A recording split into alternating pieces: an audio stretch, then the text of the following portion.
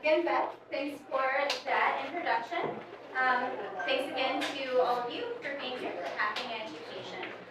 So a little bit about myself, Kelly Rockwell. I am a enterprise risk and digital consulting manager with Ernst & Young, EY.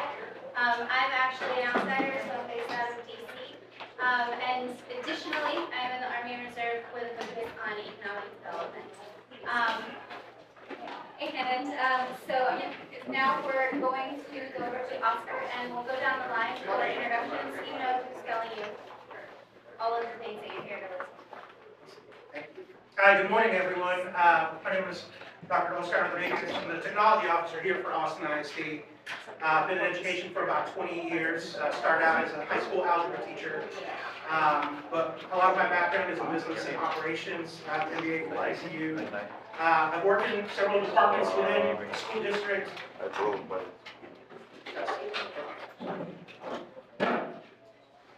Again. Oh, there we go. All right. Okay. Sorry, teacher voice, so you're going to hit that. Here we go. Started out, I've been in the human capital side, the operations side, I've been on the IT side, been in curriculum instruction. So hopefully today's conversation brings some clarity into how educational systems and dynamics and all of those things work, especially as we're talking about the topic.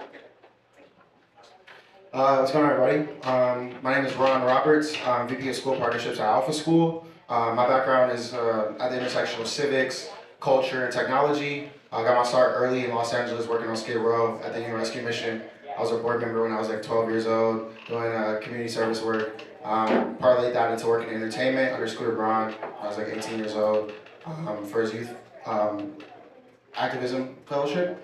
So a lot of the work that I've been doing over the course of my life has been empowering young people and figuring out how to leverage influence for good and informing the future for equitable and abundant future for young people. So excited to be here. Well, mine is not as good as his. But I am the Vice President of Strategic Partnerships. It's a consulting firm here in Austin. In my previous life, I worked in the state legislature. So how to get funding, policy, all that into school districts where Dr. Lucas works specifically. And for 15 years, I've been a consultant working with the public sector and the private sector. So my expertise comes more from a federal, state, funding, grants, and how to get information technology into schools. So, thank you. All right, excellent.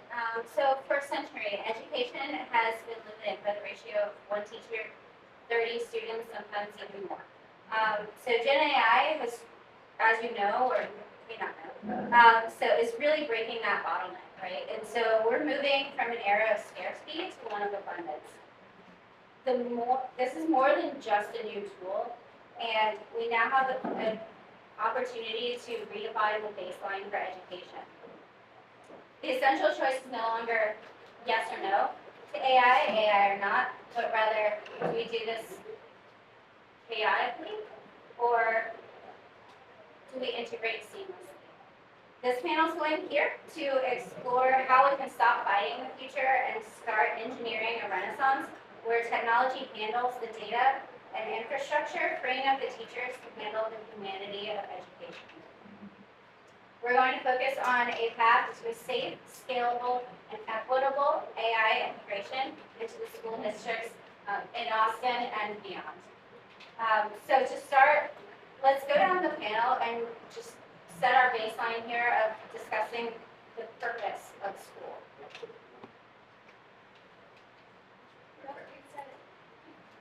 Testing. So I'm going to be vulnerable here and talk about the purpose of education. Education changes lives. Education is the great equalizer. I'm a first generation. My parents immigrated here with a 3rd grade and 6th grade education, and I now hold a doctorate. So beside all of the hard work, it's the power that education has. It's the power that educators, my 3rd grade ELA teacher that stayed on me to push me to expect more expectations. Those are the things that public education, that education has to change the lives. She taught me, taught my brother, taught my youngest brother, taught my sister, retired, taught my niece and nephew. And so it's the power of those kinds of educators. It's that ability to change the trajectory of not just the student life, but the family life, that I believe is one of the great things that public education brings.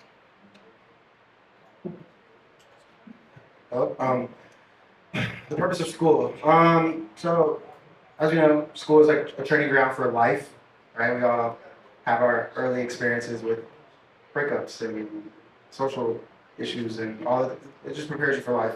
Also to be commercially viable, right? To be prepared for a future of work, to be able to, like you said, create a future for yourself, to be able to make money, to be able to do all the things that make you a participating member of society. And so, yeah, that's my definition for what the purpose of school is. Sure. Very similar to Dr. Rodriguez, first generation Mexican American. My parents came over here, and similar, you had a third grade teacher, I had a fifth grade teacher that changed the trajectory of my life. If it wasn't for her, I wouldn't have pursued college. If it wasn't for her, I would have pursued where I want to be and where I want to be now. So I owe it all to the education system. I was fortunate enough to be in public school, and those teachers did change my whole career. So to me, it is, like you said, Dr. Rodriguez, the great equalizer. Thanks for sharing that, guys. Those are all really personal stories that speak, again, to the humanity of education and where the AI renaissance can help set students up for success and can enable and empower those educators to provide lifelong impact to grow and continue their work. So with that, we're going to shift a little bit into the finances of things. I started my career in finance, so maybe that's where I was from. But so we're looking, why is a wait and see approach not where we need to go? So what is the wait and see approach to AI adoption in education? And why is that so risky and expensive of a strategy? Yeah, so everybody knows that in the public sector, it takes forever to get anything done. We all know that. If you guys are not familiar, it always starts with commercial, then public sector is always going to be 10 years behind. And the reason is because a lot of these folks at the district level, superintendents, they're all risk adverse.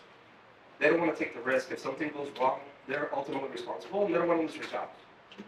So part of it goes with how do we become more progressive in our decision making? How do we get better educated? And at the end of the day is how do we get those fundings? If, we've been very reactive in the public sector instead of being proactive. And if we do not catch up, we're going to get left behind, and we're going to try to catch up in 20 years. Every time the public sector tries to do that, they're going to have to throw more money into the problem, raising taxes, school property, and all that, because they need to catch up. So from my perspective, in public sector, working at the state legislature, working with the private sector, it's always been the case. When I take folks to visit Dr. Rodriguez's CTO in Austin, Edgar, I would love to do this, but I don't have the money. And if we do not focus on that right now, we're gonna have this conversation in 20 years. Thanks for that. Yeah. Do you want to add something on? Can you repeat the question? Yeah, sure. So we were just covering what the highest risks are and where the expense piece Oh, just the risk part. I think everything is at stake. And I'll back up. I dropped out of high school when I was 17. I have a GED, tested out, so a little bit different than fellow panelists. A bit renegade in that way. But the reason why I dropped out is because I was paying attention to the future of work.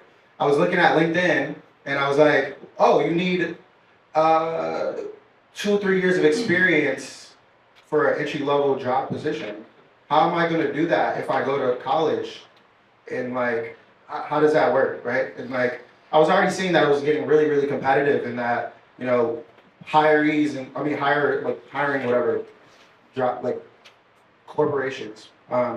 We're prioritizing expertise and actual tangible experience above certificates and credentials for certain industries. And so that was the best decision I ever made in my life was to get to work as soon as possible. And then I think about the time where we are right now, right? Where AI is, self-improving AI is like better than it's ever been.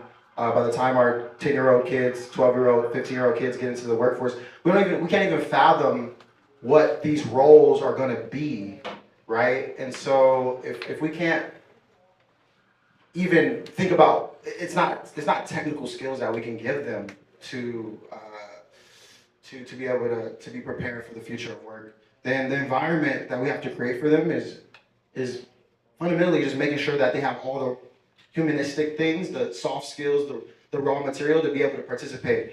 One of those being a limitless imagination, right? Because when AI can do everything, task, right, and the technical parts, like you just need to be able to think, right? You need to have the right thinking. You need to have the right soft skills. You have to have all, so. But if our institutions, public, private schools, etc., are not creating an environment for limitless imagination because it's a Persian system that prioritizes obedience and compliance and all these kind of things, then fundamentally their growth is stunted.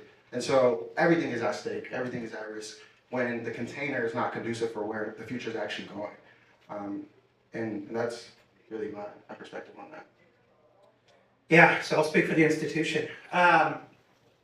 Ultimately, a lot of my background has been in urban districts. We tend to be the largest transportation providers in the city. We tend to be the largest landowners. We tend to serve the most meals, yet we are not chain restaurants. We are not transportation companies. We serve students. And so at the end of the day, there's one core measure that all districts are measured, all public educations, and that's student outcomes. And so I do agree that there has to be a proactiveness, especially given the opportunity of this technology, to adapt the way that education happens, both on the business side as well as the instructional side. Because at the end of the day, we have to be able to support student outcomes. And that may mean adjusting and evolving and adapting and fighting what we affectionately call Tawadi, right? This is the way we have always done it.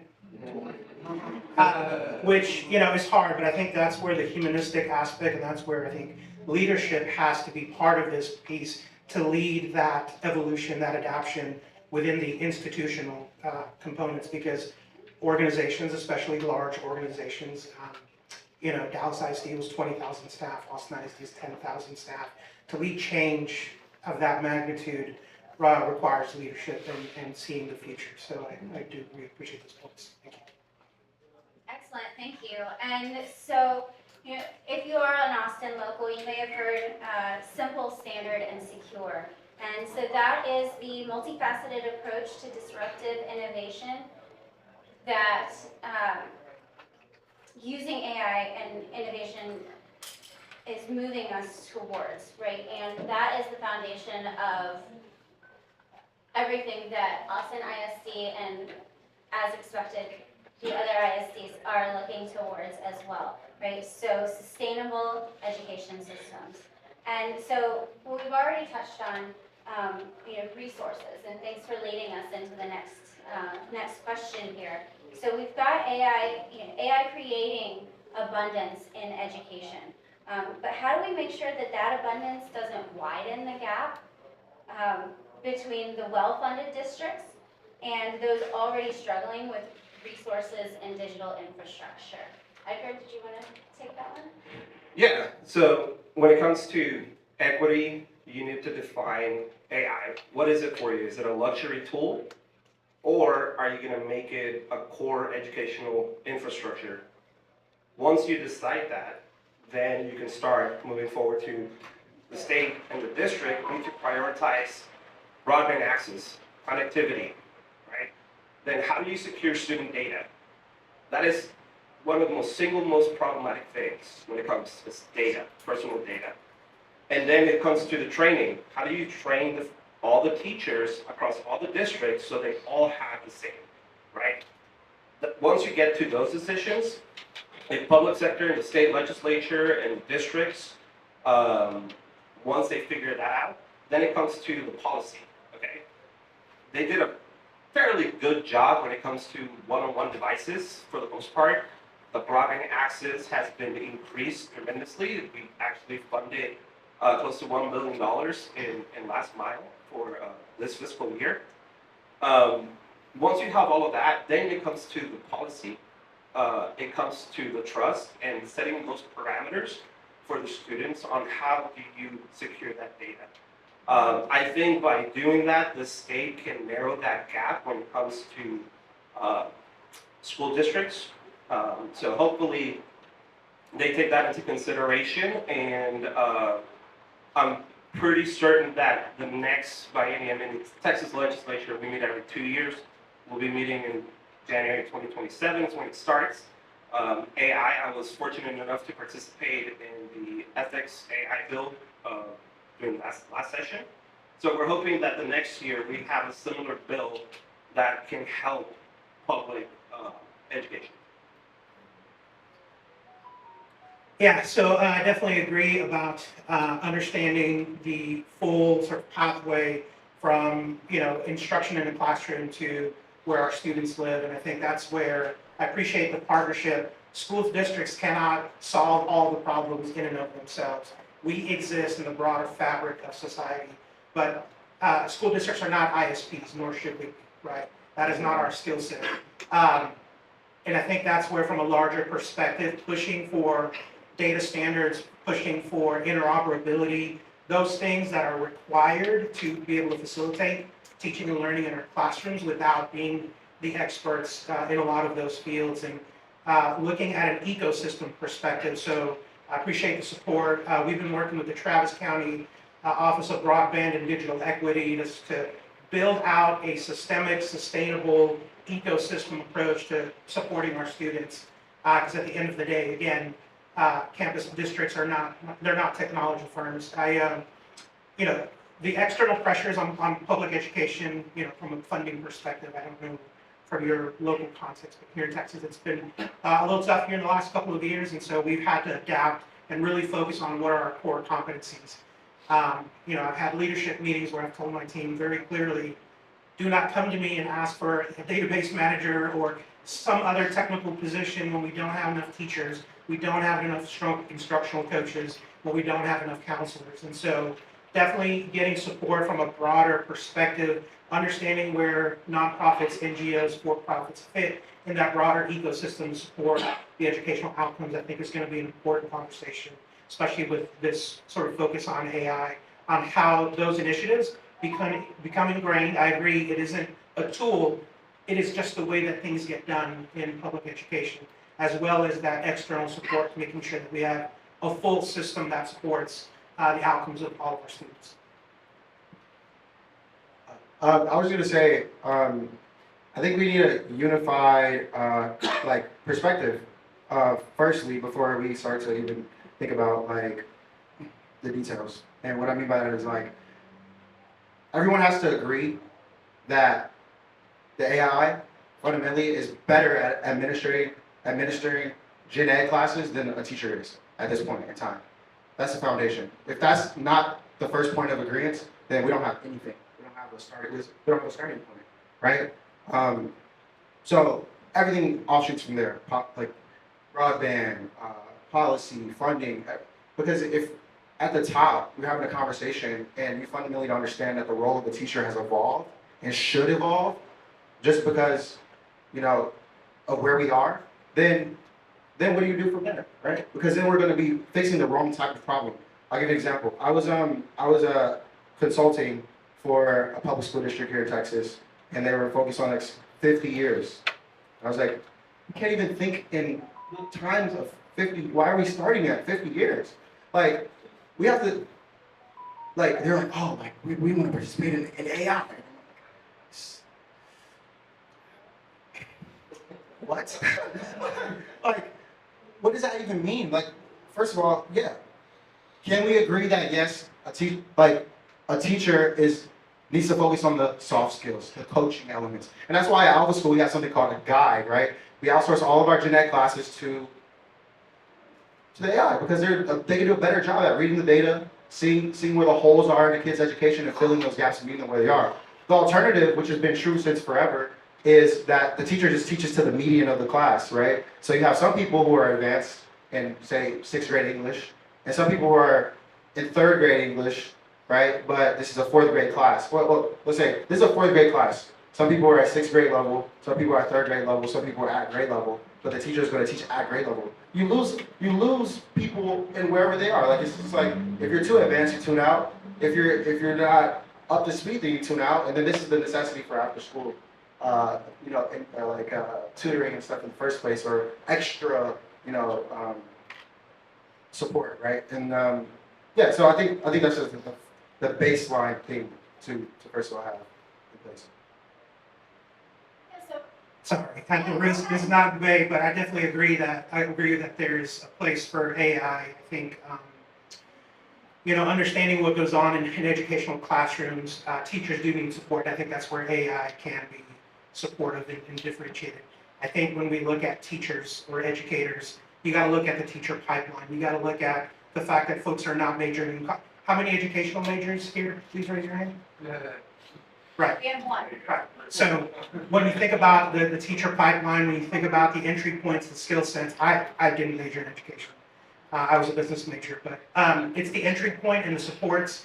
I do agree that there has to be something to support your brand new teacher. If I had AI when I first started teaching, I'm sure my students from then would have much appreciated it. But I think that's where AI, I agree, can be the coach, can be the support, because it takes time, and the idea of learning instruction. I think AI can definitely be that support for teachers.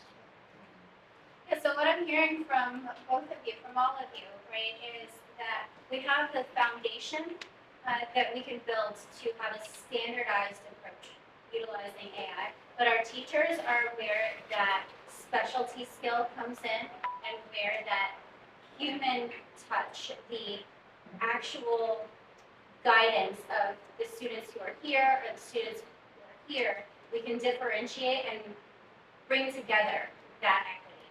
And we've also touched on the security and the ethics, right? So we have the Texas legislature with their ethics legislation that you said was put in already. Yes. That was voted on already. And then we have the individual school districts as well, who have to, who their goal, and out of necessity really, is to personalize the experience of the Gen AI and to help the teachers to implement and give the teachers those tools to move forward and to integrate for their students. So what we focus on the happy, right? So what, and this is open to anyone, what is one of the biggest mistakes that you have seen of implementation so far? You want to? So most of my recent career has been around digital transformations. When I first came to Austin, one of the first projects I was handed as part of my transition into the role, nobody leaves you a handbook, nobody leaves you a manual, nobody leaves you a checklist, was to implement an ERP system. And if you know anything about ERPs in K-12, is that can be the single most disruptive, problematic issue. When bus drivers and teachers don't get their paychecks, you will be on the news. And so understanding that sort of comment about culture eats strategy for breakfast is absolutely true. The biggest mistake you can make is not understanding the culture of public education, not understanding the culture of your particular district, understanding its values. While we're talking about technology, the fact is that we're also talking about the human element, that a lot of these changes don't get affected if we're not considering where people are at and how we bring them along. And so I think the biggest mistake could be looking at this as a tool, looking at it as something separate, looking without understanding the value proposition for the folks that are being impacted. What problems does AI solve for an instructional coach, for a principal, for a teacher? And so I think it's on whatever the leadership team is cross-functionally to consider these initiatives, is understanding the cultural dynamics of the organization that you're targeting to ensure that you're getting the best outcomes. I couldn't have said that any better. Yeah, I was like, yeah, exactly. Mine's a little bit different. Mine's more on the technical side. And the biggest problem that I've seen across multiple state agencies, higher ed, K through 12, is the problem with their data governance. In order for you to have a successful AI implementation or for the AI to actually do its job, you need to have correct data and where are you gathering that data. So data governance is of the utmost importance when you're establishing artificial intelligence. That would have been my number 2. So a lot of the work that I was doing at AlphaSchool is taking our software and integrating it into public school districts and private schools. That process of even starting a pilot program looks different for both of those kinds of organizations because it's a cultural difference. And so the questions that they have, the things that they're concerned about are fundamentally different. Their resources are fundamentally different. And so, like, I have this little philosophy that, like, well, if you're coming from a low-income community like myself, I come from Compton, South Central, the education experience is just fundamentally different because I need education to make me money to change my reality right now, right? And it becomes a 12-year hope, a 16-year hope if I go to college, right? Of like, I'm not in the financial situation that is okay. School is my. I hope, and I don't have any examples around me more times than not. They're going to reinforce that this is the thing that I should be doing and spending my time on. That's going to change my reality. Right? It's different for a kid that's from a private school because if they're given a better foundation and more security, especially financially, and the reality is different, they can be more explorative. They can be more curious. They can fail faster and longer. There's a lot more grace, right? And so the risk is just different, right? In terms of tinkering, right? Like this is like tinkering on my livelihood versus tinkering into filling into and having grace in a safety net that can catch me. And so the sensitivities around those decisions of changing curriculum become magnified when you're talking to different types of people. So that was just like my echo, I guess, what you're saying. And real quick, so we want to make sure that we leave time for questions. We've got one final one. We've touched on the ethics, but keeping it with the data piece. And as the AI systems that are implemented are gathering more data, not only giving data that it's already been trained on, but also ultimately gathering data on student behavior and performance, use cases with teachers. How are the districts or the state legislature specifically trying to protect student and teacher privacy while still leveraging that data to personalize the approaches? So yes, as the person that would get that call at 2 a.m. if there was ever a catastrophic data event, data privacy and data security is top of mind. So as you heard the comment earlier, simple, standard, secure. That is how we lead our transformation. Simplifying the experience for our end users, standardizing across all of our functions, and first and foremost, ensuring that we have data security as the foundation. And so I think with regards to AI, it's, and I think it's a military term, slow is smooth, smooth is fast. And so taking a thoughtful approach, taking an approach that considers all of the risks, understanding what frameworks there are. So we work with larger national organizations such as COSIN, which is the National sort of Council for CTOs, and they've helped develop the readiness framework that allows school districts to sort of understand where they are in their journey. And so, the reality is that data security is everyone's responsibility and role.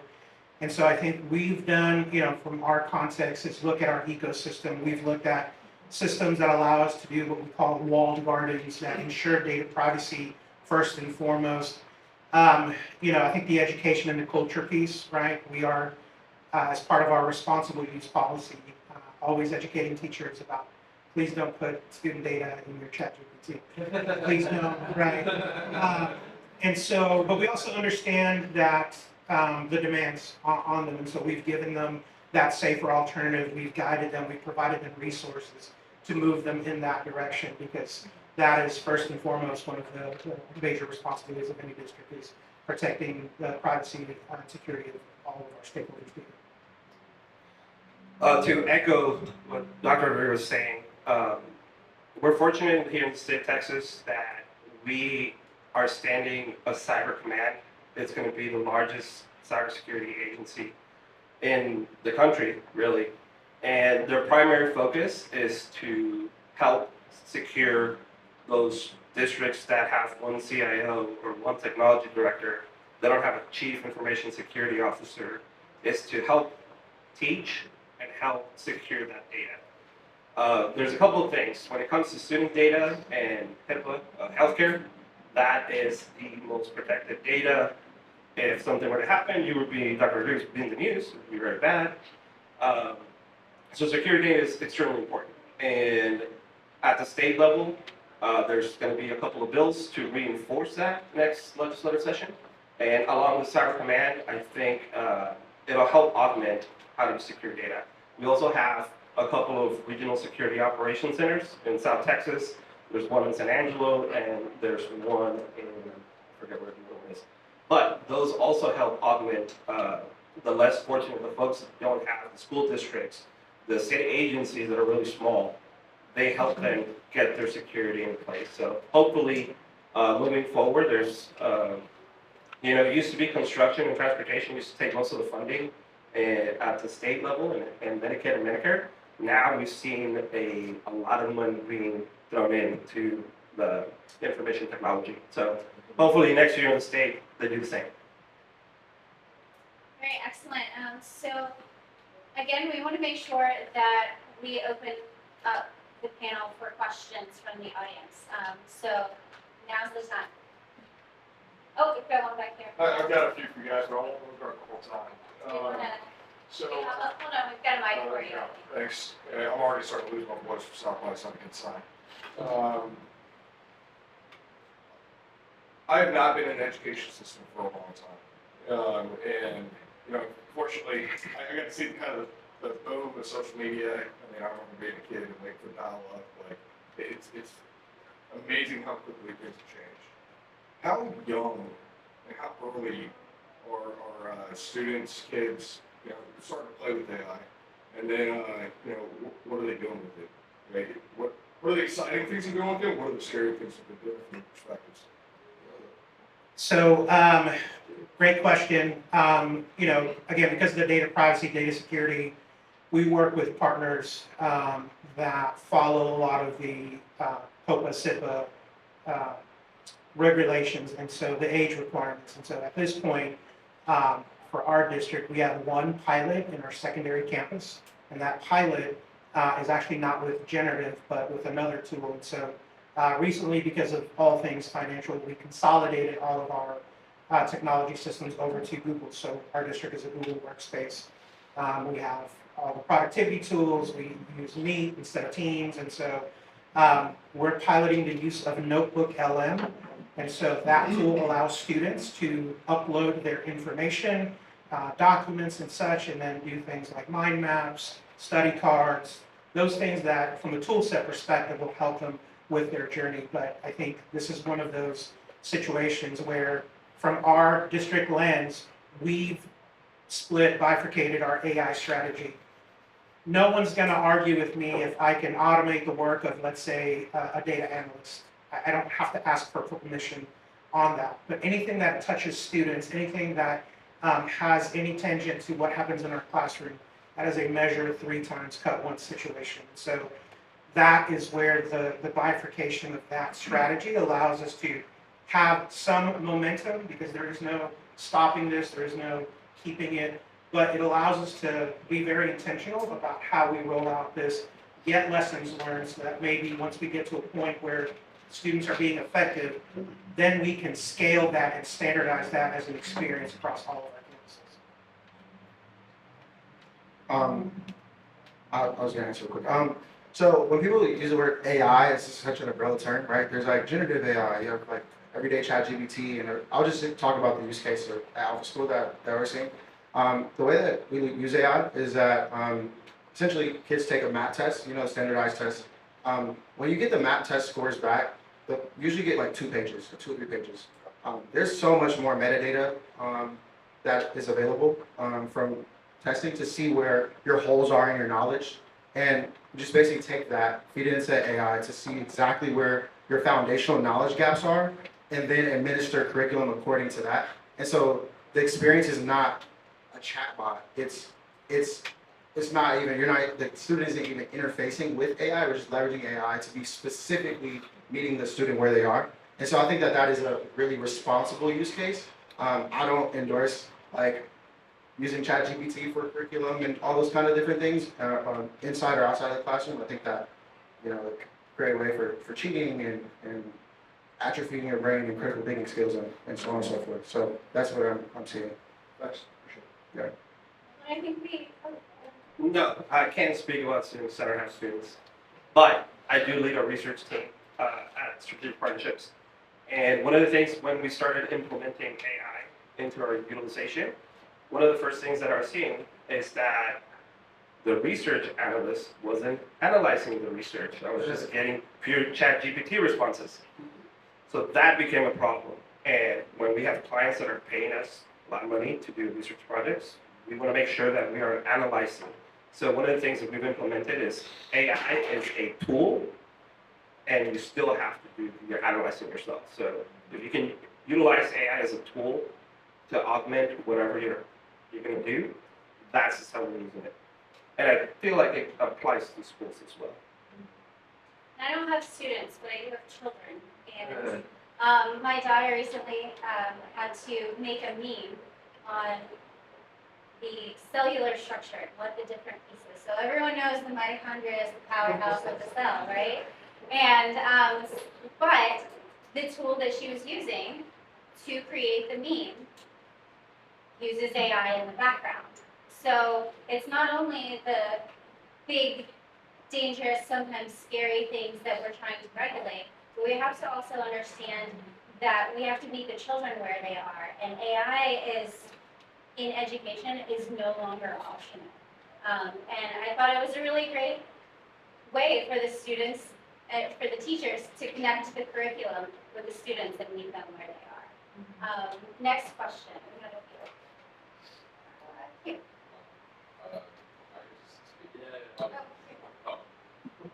Test. Okay.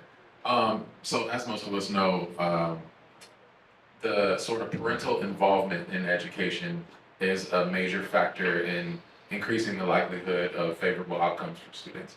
So I'm curious to know how, what kinds of sort of parental empowerment or onboarding are you guys seeing, and how do you envision helping the parents be able to cultivate the use of AI and also educate them on how they can be helpful? I'm sorry, just quick note, we have 5 minutes left, so quick answer from each panel, so everyone Sure. So we know that actually from a lot of the information we've gotten, parents are the ones that resist AI adoption the most.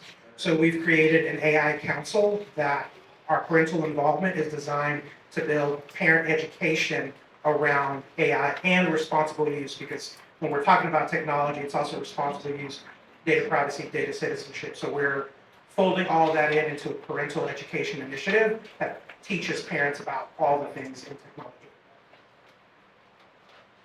Yeah, Alpha, yeah, it was a part of the parent onboarding, which is getting acclimated with what the actual use case that I just explained of AI is, and not whatever the misconceptions are of whatever they think AI is, right? So it's not like, hey, we're generating quiz, we're on ChatGPT all day, and we're like, this is the new super Quizlet, and we're just cheating. Like, no, it's like, no, this is how we use the AI, and so that's all I can speak to. Is like, I agree with Ron.